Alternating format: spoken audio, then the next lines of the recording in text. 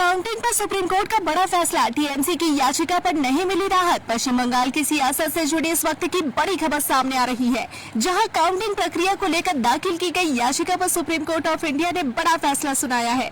तृणमूल कांग्रेस यानी टीएमसी को इस मामले में बड़ा झटका लगा है, क्योंकि अदालत ने उनकी मांग पर किसी भी तरह का हस्तक्षेप करने से साफ इनकार कर दिया।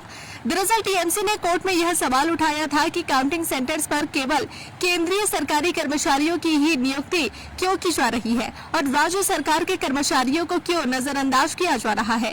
पार्टी की ओर से यह भी मांग की गई थी कि हर काउंटिंग टेबल पर कम से कम एक राज्य सरकारी कर्मचारी की मौजूदगी सुनिश्चित की जाए, ताकि प्रक्रिया में संतुलन बना रहे। इस मामले की सुनवाई के दौरान सुप्रीम कोर्ट की बेंच ने स्पष्ट किया कि चुनाव आयोग द्वारा जारी सर्कुलर के अनुसार ही काउंटिंग प्रक्रिया पूरी की जाएगी और इसमें किसी तरह के बदलाव की जरूरत नहीं है।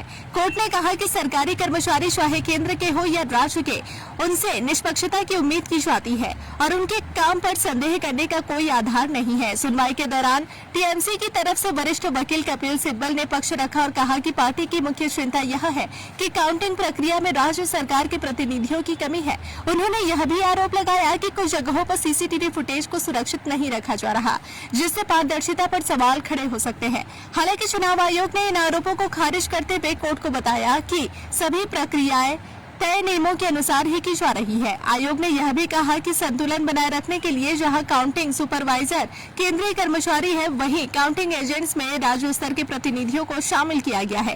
कोर्ट ने अपने फैसले में यह भी साफ किया कि काउंटिंग स्टाफ की नियुक्ति पूरी तरह से चुनाव आयोग के अधिकार क्षेत्र में आती है और इस प्रक्रिया में राजनीतिक दलों की सलाह लेने की कोई बाध्यता नहीं है।